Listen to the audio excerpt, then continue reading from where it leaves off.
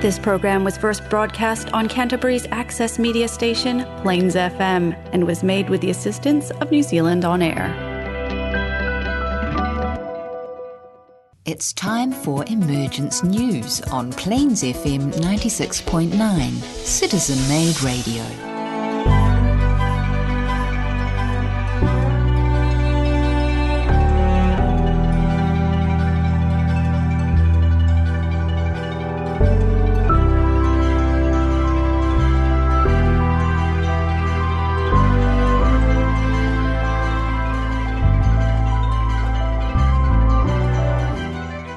Hello and welcome listeners to Emergence News. We're here to talk about some really interesting stuff that's going on planet Earth at the moment. But let me tell you about who we are. We're a group of volunteers who work globally to introduce to the wider public the appearance of Maitreya the World Teacher for this age. Who is Maitreya? Many now expect the return of their awaited teacher, whether they call him the Christ, the Messiah, the fifth Buddha, Krishna or Imam Mahdi. Millions now know that the one who fulfills all these expectations, Maitreya, the World Teacher, is already living among us and gradually emerging into full public recognition. Maitreya is the teacher for all humanity. And Maitreya has not come alone, but with a group of wise men, the masters of wisdom, who have long worked from behind the scenes as the inspirers, teachers and guides of humanity. They're returning to the everyday world to help us solve our most critical global problems. In light of this information, in the studio with me today, I have Shafia. Hello. And Peter. Hi there, John. And our topic for the day is education and the soul. And our research is from the writings of Benjamin Creme, the writings of Maitreya, and the esoteric teachings, correct? That's right. Everybody's nodding and grinning at me. Good. Yeah. So let's talk about education and the soul. Our last week's program, we talked about education in a wider sense. On this program, we're going to narrow it down to a more esoteric focus. So, Peter, what's your topic going to be for today? Well, I'm talking about the Rainbow Bridge, or called the Antakarana, which we develop between our soul and our personality. Okay. Now, if our listeners are Marvel Cinematic Universe fans, we're not talking about the Rainbow Bridge that Thor uses to get down to Earth. But it's probably a bit like that.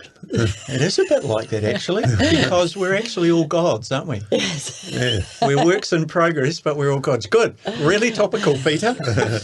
Sophia, what are you going to talk about? I'm going to talk about reincarnation and karma and how that will affect us. We could talk about that for weeks and weeks and weeks. Indeed, yes. We could have camps and talk about nothing but. Okay.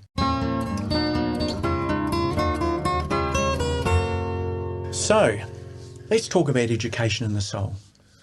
Here's a few salient ideas from Benjamin Creme's master. And when I got hold of this, it's really opened up some ideas in my thinking around education.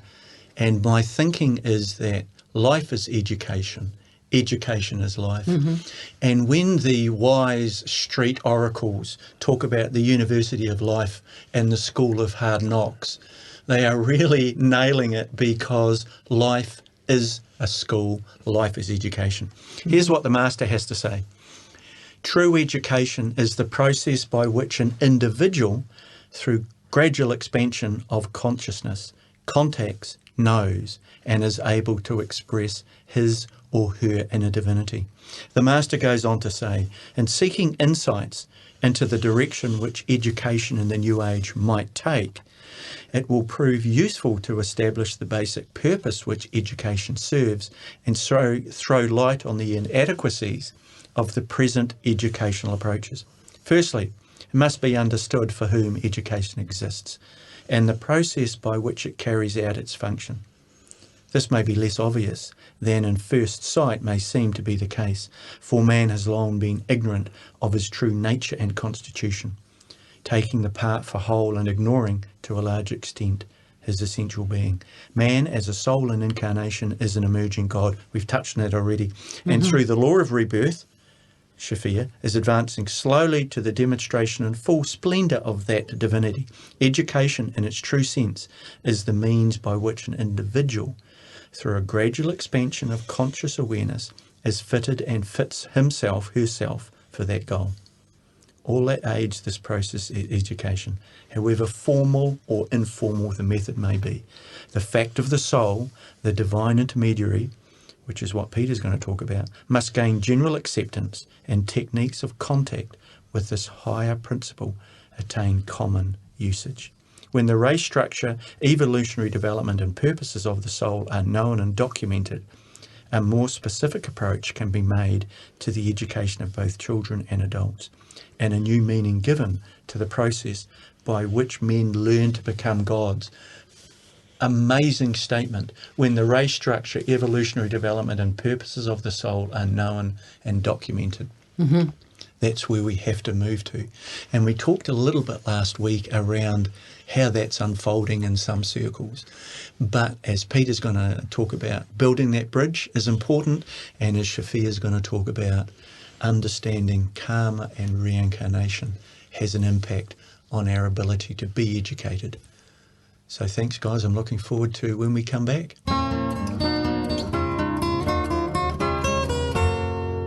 Okay, welcome back. And Peter, thank you. And step into the light, please. Okay, John, thank you. No, thank you. On our last I could program, do this all day. we were talking about education in the new age, and our focus was children and how to educate them in the future so they truly get a head start on their purpose for choosing to incarnate at this particular time. The soul always makes this choice for the potential lessons that will be learned. And so as we shift our focus to adults, we come to understanding of developing the way to reveal the soul's purpose. This is work from Maitreya's Mission, Volume 3, Benjamin Krem's work. Fantastic book, and it covers so much detail of how we evolve and how we can't go past it, can we? No, it just sort of answers every question, doesn't it? It's easy to understand, and it's something that everyone should get a copy of, I feel. But, I realise that's possibly not going to happen. But, this is where we're getting our information from. Now, we call this science, discovering the soul's purpose, we call it the science of the Antakarana, or the rainbow bridge, and it's between the person in incarnation and the soul. There are two threads from the soul to connect with its vehicle or body. The sutrama from the monad by way of the soul, and is anchored in the etheric heart center at the right-hand side of the chest. So this is really the heart center that we talk about when Maitreya talks about the heart center. This is really what he's talking about, the one on the right-hand side, which interacts with the physical heart on the left. And obviously the soul uses the blood as its means of, enlivening its vehicle. Peter, this right-hand chamber, is that where the Christ consciousness, the spark of Christ consciousness sits? Well, I think it's in the etheric. We talk about the permanent atoms, these three permanent atoms, as we know, which go on from one life to the next life. And, there's one in the heart center, but it's in the etheric heart, physical. So although we say it's a physical atom, you won't find it if you're just looking on the physical plane. It's on the etheric plane, etheric physical. Yeah. So what do you mean by the monad? The monad is actually the spark of God. Right. Right. That is who we are. We are the spark of God. We might think that we're just human beings. Well, human. Hu was an ancient god. Man is mind. So God mind is who we are. Wow. Okay. I've never heard that before. Thanks. Yes. Yeah. So anyway, the thread of the Antakarana is anchored in the center of the head. So they've got one anchored in the heart center, the etheric heart center on the right-hand side of the body, and the other thread is anchored in the center of the head. and it's probably anchored in the pineal gland, and it's connected with the pituitary gland as well. So these two threads develop the threefold expression: monad, soul, and physical plane, man or woman. And this is how they live their lives, or we live our lives. Eventually, a third thread is built by the man or woman through the interaction of soul energy, and eventually monadic energy, in other words, energy direct from that spark of God. The thread of creativity, sometimes described as awareness, this is all part of the path of return. This is what the soul is doing. It's actually trying to get a conscious contact between our physical brain and its own awareness. Yeah. It's soul awareness. So Maitreya talks about this, and he says, I have come to teach the art of self-realization, which is the science of the Antakarana. He says the simplest, most direct path is to practice three things: honesty of mind, sincerity of spirit, and detachment. The energy of the soul becomes available to each of us as we develop this connection. And the creativity that we speak of can be simple service, for that is the very nature of the soul. It wants to serve. And I think we've covered this quite often, haven't we? This need for the soul to serve. And it doesn't really matter whatever way you serve. It's a matter of serving your fellow man, because recognising the God in the other person is part of it, isn't it? And recognising that that's part of you as well. It is, isn't yes. it? That we're all connected. Yes, it's the separation that actually is the problem in the world, isn't it? Yeah. It's thinking we're different from the other person. Well, we're actually connected. And that's what everybody's, what all the religions say, treat others as you'd like to be treated, or, Yes. see each other as brothers and sisters, That's right, do unto others as you would have do unto you. So the advanced children also will be trained in the creation of the Antakarana, because it is the preparation for initiation, which we've touched on from time to time. Because no initiation is possible without building the Antakarana. Indeed, it is precisely the building of the Antakarana, the link between the lower man and the soul, which makes initiation possible. In other words, we can't do it unless we've linked up with that, with our soul. So the Antakarana is not only the bridge between the different fragments of ourself, it is the bridge between the worlds, planets, systematic and galactic. So this Antakarana is like a very useful tool to be able to connect with other planets, other ideas, other systems. The rays of our planet come in from the 7 stars of the Great Bear. And so these rays of consciousness come in, and we use them or not, or don't use them. We're aware of them or not aware of them. But they actually provide the energy of our planet. So you can see education is going to be very different, isn't it? Hugely different. But it is a massive shift in human consciousness to realise that reincarnation, karma, soul are part of our education. Yes. Yeah. That actually the planet is a university and we're students. Yeah.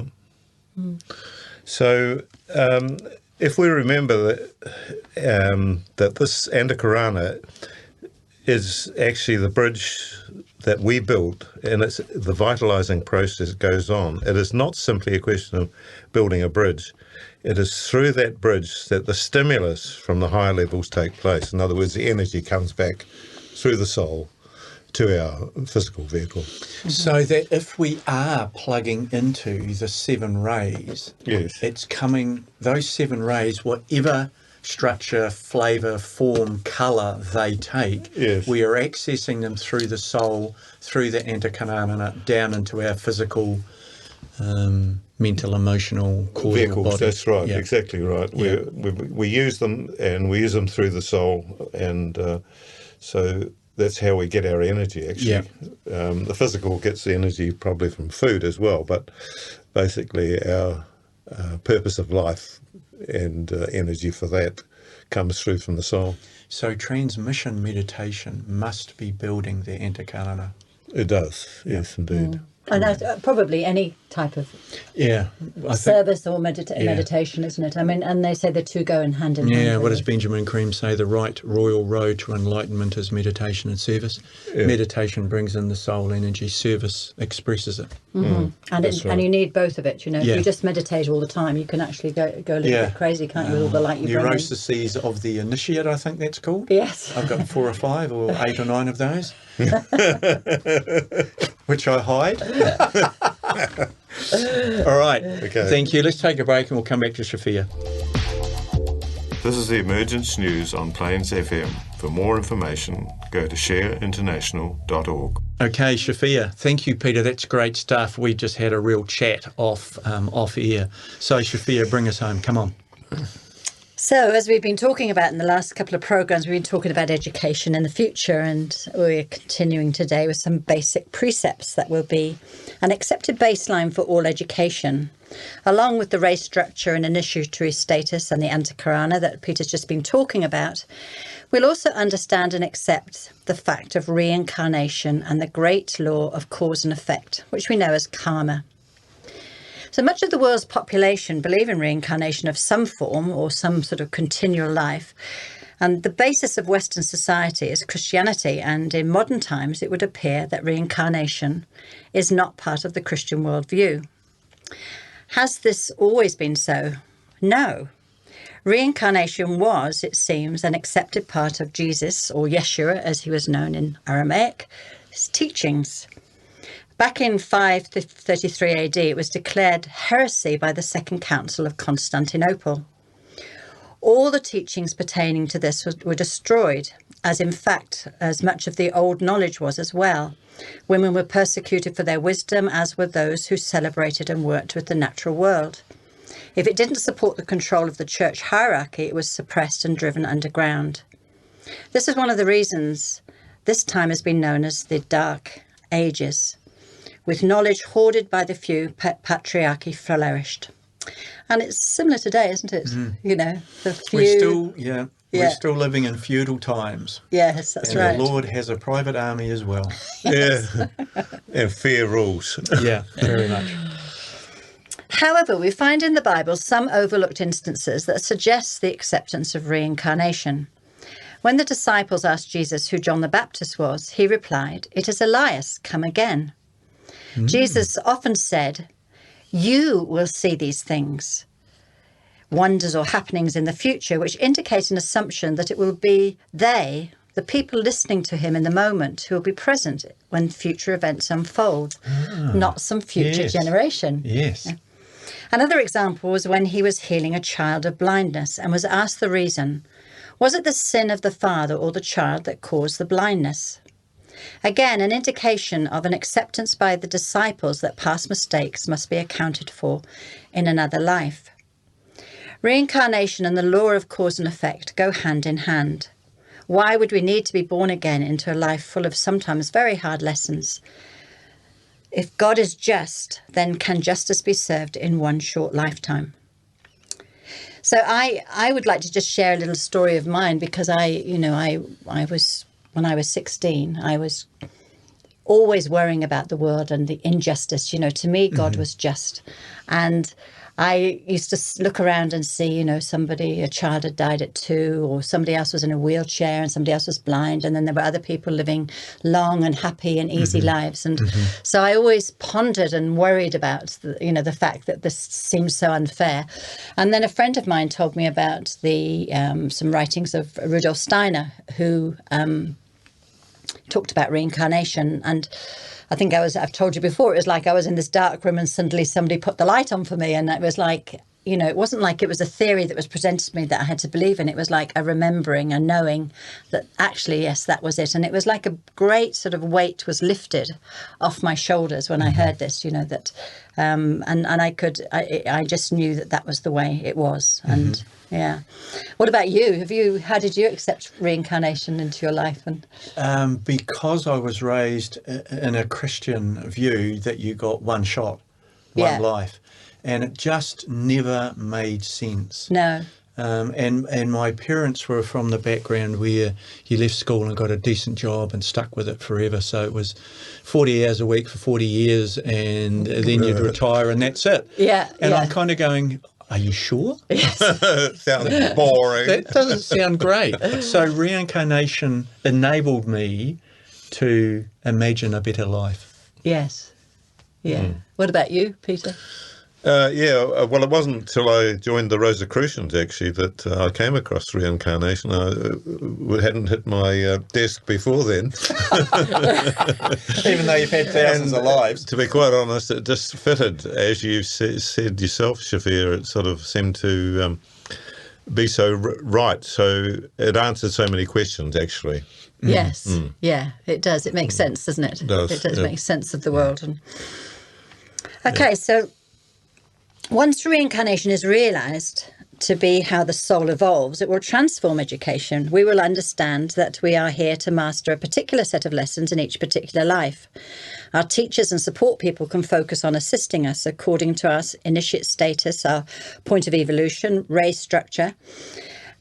Jesus also said that all that I do, you will do, and more, which seems very clear to me that he was indicating that he too was an evolving and growing according to his point of evolution. And we've been told, haven't we, that he came in as a 3rd degree initiate, and after he was resurrected, he was a 4th degree initiate, and then he became a master in his next life, which was... Apollonius of Tyana. That's right, yes. And so, even at that time when he was doing his ministry, he was saying to people, that this is an evolving process, and it's not something you get sort of just stay with. If you think about it, knowing about reincarnation and karma will have a huge impact on how we live our lives. 2 of the books we've all enjoyed are Journey of Souls and Destiny of Souls by hypnotherapist Michael Newton. And he has collated the stories of people he has hypnotised as they navigate their lives between lives. What comes through clearly from these stories is how once people are released from the body, they spend time evaluating their choices and actions during their previous life. They have guides and elders who help them, and they can see the gains they've made and where they still need to learn. They then make the choice of their next body and life to help them achieve their next stages of learning. It's a fascinating study, and one that helps you to see that if someone chooses to be poor or in a disabled body, it's not always because of karmic debts. It could be a life choice to gain mastery over despair, or to help another member of your karmic group to sacrifice on your behalf by caring for you. Knowing all this will release us from so many things that create separation. We won't envy another's life because they are in a better body or have more ease and abundance than we do. We might be reaping what we sow, and we all have to do it, but not in a punitive way. We are making the choice to balance the books. Jesus said, "Judge not, that ye be not judged," and that will be easier, I think, when we all have the knowledge and understanding that we are the creators and the architects of our own lives. I think also, when I think about it, you have to really think about what you're going to say, what you're going to do, won't you? Everybody will be much more aware of that responsibility, of how they are creating their lives as they go along. And the secret to minimising karma is to behave harmlessly. Yes. So that's the start point. Honesty, right. Sincerity, detachment produces harmlessness. Yes. That's right. Yeah. And the masters also say that most of our karma is actually good karma anyway. Yes. So otherwise, we don't need to be fearful about it. Yeah. Otherwise, life would be terrible. Yeah. That's right. Yes, and that we actually choose the karma that we're going to deal with. And with sort of guidance. Yeah. So that we can... I've made an agreement. I only get my bad karma on Tuesdays. So today's the day. Is that working for you, John? Not at all.